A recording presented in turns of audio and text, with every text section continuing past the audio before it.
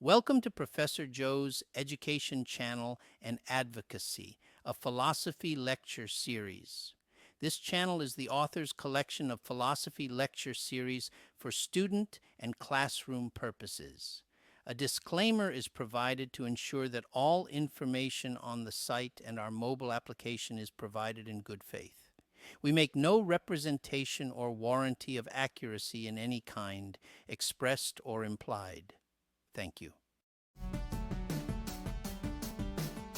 The ripple effect are choices and their consequences. Every day we make choices. Some are small, like what to have for breakfast. Others are big, like what career to pursue. Each choice, big or small, creates ripples.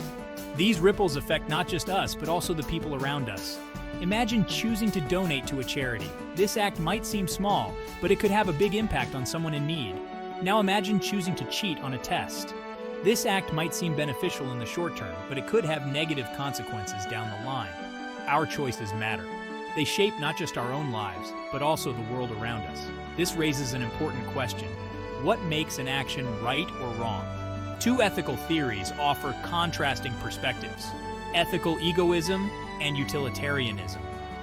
Both focus on the consequences of our actions, but they differ in their definition of what constitutes a morally good outcome. Navigating morality, ethical egoism versus utilitarianism. Ethical egoism argues for self-interest.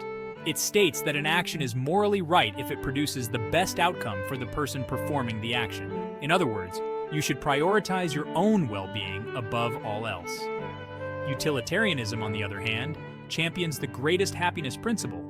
It posits that an action is morally right if it maximizes happiness and minimizes suffering for the greatest number of people.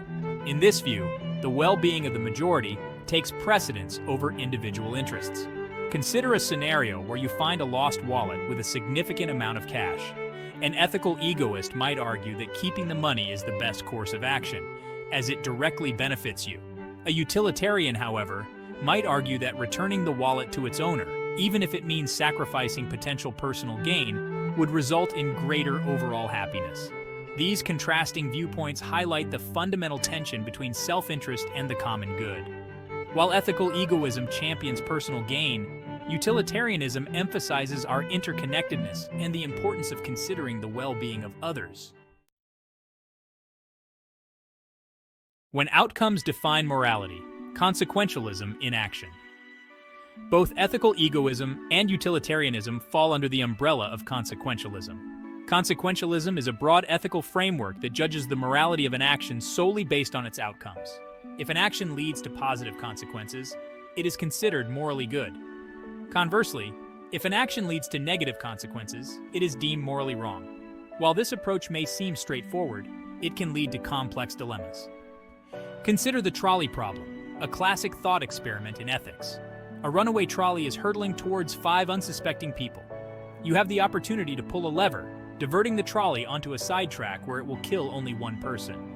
From a utilitarian perspective, pulling the lever seems like the moral choice. Sacrificing one life to save 5 maximizes overall happiness.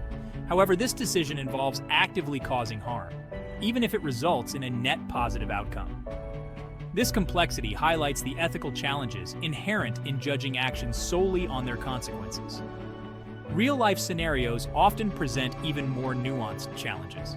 For instance, consider the development of a life-saving drug that is prohibitively expensive for most people to afford.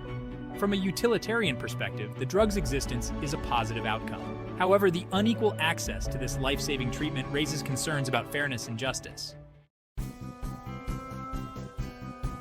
Ethical egoism might appear inherently selfish.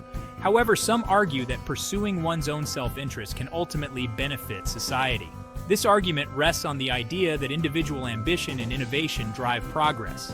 When individuals are free to pursue their own goals, they contribute to a dynamic and prosperous society. For example, entrepreneurs who create successful businesses not only benefit themselves financially, but also provide jobs and contribute to the economy. Similarly, artists and scientists who pursue their passions enrich society with their creativity and innovations. However, this argument has its limitations. Unfettered self-interest can lead to exploitation, inequality, and environmental degradation.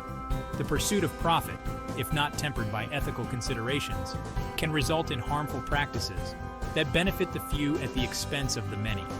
The key perhaps lies in finding a balance between self-interest and the well-being of others.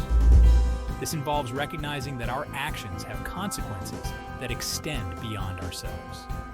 It requires cultivating empathy and a sense of responsibility for the world around us. Consequentialism, with its focus on outcomes, offers a seemingly straightforward approach to ethical decision-making. However, as we have seen, judging actions solely on their consequences can lead to complex dilemmas. One criticism of consequentialism is its potential to justify actions that are typically considered morally wrong. For instance, if lying would lead to a greater overall good, a strict consequentialist might argue that lying is the morally right choice. This challenges our intuitive understanding of honesty as an inherent virtue. Furthermore, predicting the future is inherently difficult. An action with seemingly positive intentions might have unforeseen negative consequences. Conversely, an action with seemingly negative intentions might lead to unexpected positive outcomes. The uncertainty of the future makes it challenging to assess the morality of an action solely based on its predicted consequences. Consequentialism, while a useful tool for ethical reflection, should not be the sole arbiter of our moral compass. It is important to consider other ethical principles, such as justice, fairness, and the inherent dignity of all individuals. By engaging in thoughtful reflection and considering multiple perspectives, we can strive to make choices that align with our values and contribute to a more just and compassionate world. Thanks for watching Professor Joe's Education Channel and Advocacy. A full fair use copyright disclaimer statement is provided here. Thank you.